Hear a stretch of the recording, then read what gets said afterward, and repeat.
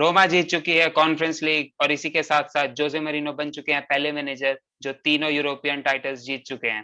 पहले उन्होंने Inter Milan और पोर्टो के साथ चैंपियंस लीग जीती, उसके बाद मैनचेस्टर यूनाइटेड और पोर्टो के साथ यूरोपा लीग जीती, और अब रोमा के साथ कॉन्फ्रेंस लीग जीत चुके हैं।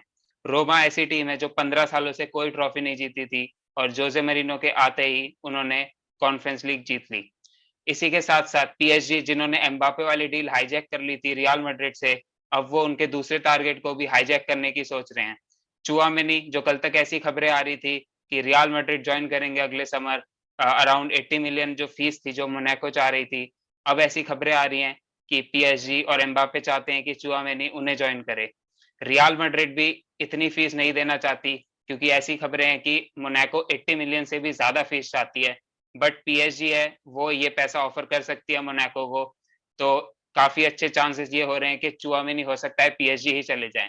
उसके साथ साथ डेम्बेले बार्सिलोना के साथ रिन्यू नहीं कर रहे हैं अपना कॉन्ट्रैक्ट, और वो भी पीएसजी जा सकते हैं। एम्बापे अब जैसे कि उनका रोल हो चुका है स्पोर्टिंग प्रोजेक्ट में, तो एम्बापे चाहते हैं कि डेम्बेले उन्हें ज्वाइन करे एट पीएसजी, और डेम्बेले की जो हाई वेजेस थी जो वो बार्सिलोना से मांग रहे थे, पीएसजी उन्हें डेफिनेटली अफोर्ड कर सकती है। उसी अब हम आर्सेनल की न्यूज की तरफ आएंगे, तो कल आर्सेनल ने एंकेटिया को एक्सटेंशन दे दिया है 5 साल का एट 100,000 पाउंड पर वीक। बहुत बड़ी अमाउंट है 100,000 पाउंड पर वीक, क्योंकि काफी बड़े बड़े प्लेयर हैं, सादियो माने, गैब्रियल जेसूस, जो इससे कम सैलरी में खेल रहे हैं अभी भी।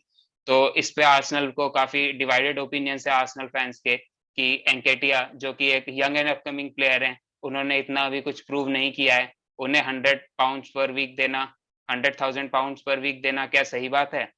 तो एंकेटिया, जिनकी शुरुआत उतनी अच्छी नहीं हुई थी इस सीजन की, बट अभी एंड ऑफ द सीजन जो उन्होंने कुछ गेम्स खेले, उन्होंने 7 मैचेस में 5 गोल किए।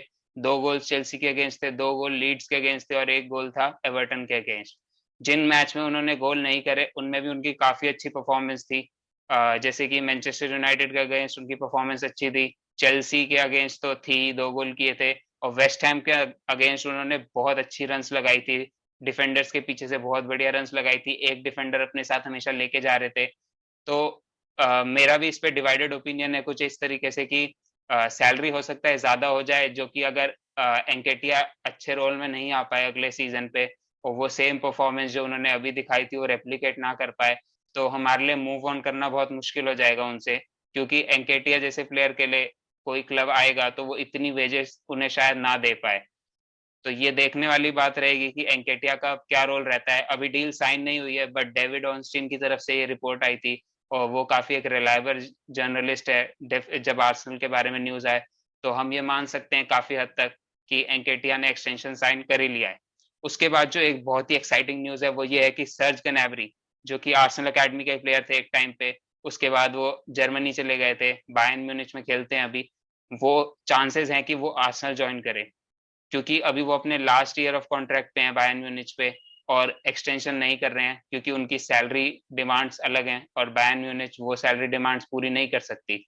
तो ये एक देखने वाली बात रहेगी कि बिना यूसीएल के क्या सर्ज गनैब्री आर्सेनल आएंगे, क्योंकि सर्ज गनैब्री जो काफी टाइम से लगातार यूसीएल में खेल रहे हैं और एकदम टॉप टियर पे खेल रहे हैं, तो यूसीएल के बिना आर्सेनल आना एक बहुत बड़ी बात होगी। ऊपर से जो सैलरी वो डिमांड करेंगे वो भी more than 300,000 pound per week होगी। जो हमारे करंट ओनर्स है क्रोंकीज, वो उतनी सैलरी देंगे या नहीं देंगे, ये भी एक देखने वाली बात होगी। सर्ज गनैब्री जैसा प्लेयर अगर आर्सेनल आएगा तो वो एलिवेट कर देगा आर्सेनल का लेवल, क्योंकि उन्होंने टॉप टियर पे बहुत टाइम से वो खेल रहे हैं। जब वो आर्सेनल पे थे तब उनकी परफॉर्मेंस उतनी अच्छी नहीं थी, एज अ प्लेयर वो थे, डेवलप नहीं हुए थे, बट अभी रिसेंट ईयर्स में जो उनकी हम कंसिस्टेंट परफॉर्मेंस देख रहे हैं बायर्न म्यूनिच के साथ, वो बहुत ही कमाल के प्लेयर बन चुके हैं। अब रियल मैड्रिड भी उन्हें टारगेट कर रही है, तो हो सकता है कि वो आर्सेनल आए, और मैं उन्हें जरूर देखना चाहूंगा आर्सेनल पे। उसके बाद अगर हम स्ट्राइकर ऑप्शंस की तरफ जाएंगे तो गैब्रियल जेसूस अभी भी आर्सेनल के नंबर 1 टारगेट बने हुए हैं। तो ये कहा जा रहा है कि मिकेल आर्टेटा उन्हें जरूर चाहते हैं, और गैब्रियल जेसूस भी आर्टेटा के साथ काम करना चाहते हैं आर्सेनल में। बट अभी जो मेन प्रॉब्लम ये आ रही है कि सिटी का आस्किंग प्राइस है उनके लिए वो बहुत ज्यादा है। सिर्फ 1 साल उनका कॉन्ट्रैक्ट पे बचा है, और सिटी एक्सपेक्ट कर रही है कि 50 मिलियन टू 55 मिलियन उनके लिए उन्हें फीस मिले, और आर्सेनल सोच रहा है कि उन्हें 35 से 40 मिलियन में गैब्रियल जेसूस मिल जाएं। तो ये देखने वाली बात रहेगी कि ये साइनिंग हो पाती है या नहीं हो पाती है। और भी प्लेयर्स है जो आर्सेनल साइन करने की कोशिश कर रही है, जैसे कि ओसिमेन से अभी भी बात चल रही है। नपोली उनके लिए अराउंड 100 मिलियन चाहती है। 90 मिलियन की एक बिड उन्होंने रिजेक्ट कर दी थी आर्सेनल की, ऐसी न्यूज आई थी कुछ दिन पहले। और ऐसी भी न्यूज़ आई थी कि ओसिमन के एजेंट लंदन ट्रैवल किए थे आर्सेनल से बात करने के लिए। तो ये भी एक देखने वाली बात रहेगी कि ओसिमन आर्सेनल आएंगे कि नहीं, क्योंकि ओसिमन एक ऐसे प्लेयर हैं जिन्हें मैं काफी पसंद करता हूँ। पसंद इन द सेंस कि उनकी स्ट्राइकिंग एबिलिटी बहुत अच्छी है, he has got a physical presence, और वो एक टारगेट मैन की तरह है, वो हेडिंग एबिलिटी बहुत अच्छी है। तो ऐसे एक डिफरेंट टाइप ऑफ स्ट्राइकर की जरूरत है आर्सेनल को, क्योंकि अगर एनकेटिया एक्सटेंड कर रहे हैं तो हमें एक मोर फिजिकल स्ट्राइकर चाहिए जो हेडर अच्छे ले सके, एरियली बहुत अच्छा हो। एनकेटिया की एक वीकनेस है एरियली। तो ये देखने वाली बात रहेगी कि आर्सेनल कौन से अलग स्ट्राइकर को लाती है। उसके अलावा सलीबा को लेके अभी भी आर्सेनल के प्लान सेम है। आर्सेनल के मैनेजर मिकेल आर्टेटा और एडू दोनों चाहते हैं कि उन्हें अगले सीजन आर्सेनल के साथ इन्वॉल्व किया जाए और रेगुलरली फर्स्ट टीम का हिस्सा बनाया जाए। और उसी के साथ साथ उन्हें एक्सटेंशन देने की बात भी चल रही है। तो ये अब देखने वाली बात तो ये है कि पहले उनका क्या होता है उनके करियर का, क्योंकि कुछ खबरें ये आ रही थी कि वो मार्से में रुकना चाहते हैं, बट अभी वो 2 साल तक कॉन्ट्रेक्चुअली आर्सेनल के साथ बाउंड है। तो अब ये देखने वाली बात है कि वो एक्सटेंड करेंगे या नहीं करेंगे, या आर्सेनल उन्हें बेचना चाहेगी।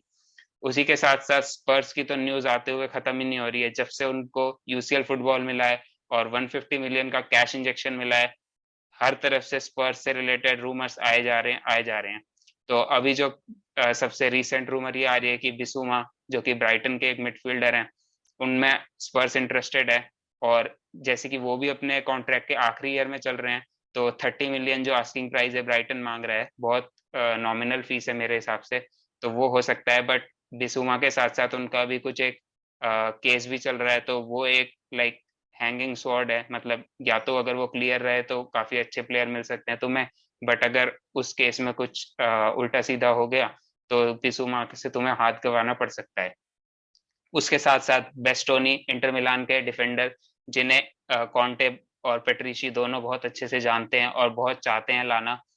कहा जा रहा है कि इंटर मिलान चाहती है कि 70 मिलियन यूरोज मिले उनके लिए।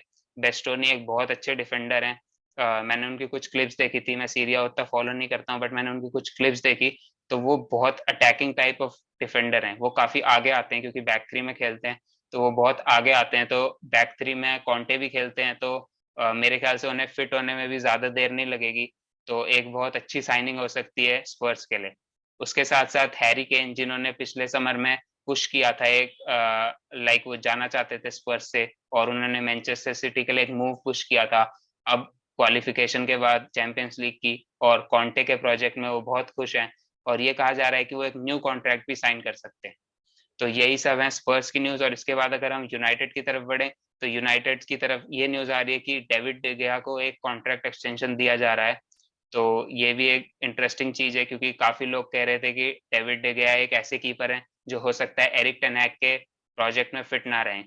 तो देखने वाली बात है कि क्या एरिक टेन हैग डेविड de Gea के साथ ही कंटिन्यू करेंगे या वो अपना कीपर लाना चाहेंगे। उसके साथ साथ ये एक न्यूज आ रही है कि एंकुकू के लिए, जो कि आरबी लाइप्जिग के प्लेयर हैं, उनके लिए 60 मिलियन पाउंड की बिड यूनाइटेड ने ऑफर कर दी है। तो इसी के साथ साथ आज की सारी रूमर्स यहीं खत्म होती है। मिलते हैं नेक्स्ट वीडियो में। Bye bye.